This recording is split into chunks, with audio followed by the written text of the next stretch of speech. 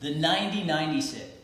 It's a stretch, a hip mobility drill that's kind of named after the position that you end up in. It's going to take us into reciprocal internal and external hip rotation. So in the golf swing, when you make a backswing, your trail hip internally rotates and your lead hip externally rotates.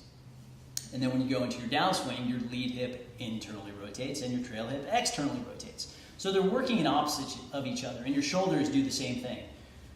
They externally and internally rotate reciprocally when you go from one side to the other. But 90-90 sit is a great way to not only create more mobility in your hips so you can make a better backswing and produce more force from the ground and to prevent having any excessive lateral movement in your swing.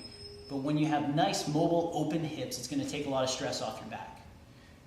So, I mean, God, it's become kind of a popular stretch. I feel like I've seen 90-90 kind of work its way through a lot of different communities, whether it's the kettlebell community or bodyweight stuff or, rehab. But it definitely has a place for you as a golfer. It does require you to sit on the ground, so maybe not the best stretch to do on the course if the grass is wet, but definitely worth your time at home. So you're going to take a seat. And if you were to set up seated on the ground with your feet wider than your hips, you would drop your knees over to, I'm going to go to my left. And now I have 90 degrees here, and 90 degrees here, and 90 degrees here. So this would be the beginning of a 90-90 sit. And our first piece of it would be just to kind of hang out with our hands on the floor in front of us, push our knee down, push our hip forward using our glute, kind of squeezing our glute. And we'll just hang out. And we make a static stretch in this position. And then we can switch sides and hang out on the other side. Okay, cool, right? Let's add some movement to it. So you drop your knees over to the left, you get tall, you squeeze your glute, use your hands, you rotate over to the other side, same thing, squeeze your glute, push your hip forward, and you can go back and forth for reps. I don't know, maybe we'll do a total of 8. Okay, cool.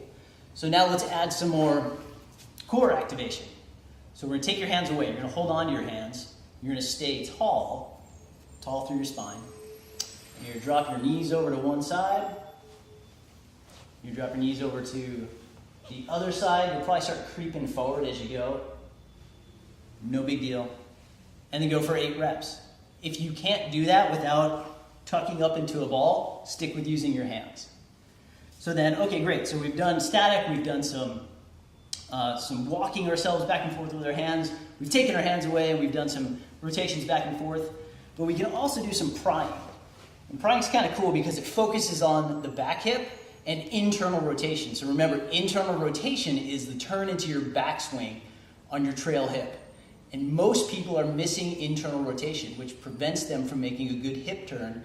And then they end up with kind of an excessive lateral shift into their trail leg instead of rotation.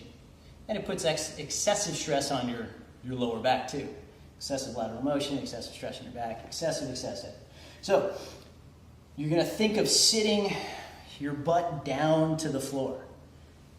And then you'll push it forward and you'll squeeze your glute. And then you'll sit back down. It's cool if this knee comes off the ground. I'm really focusing on what I'm doing with my trail hip. I'm really trying to sit my butt to the floor.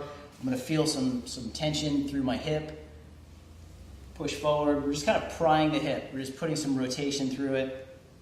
Back and forth, maybe 8 times. Do both sides.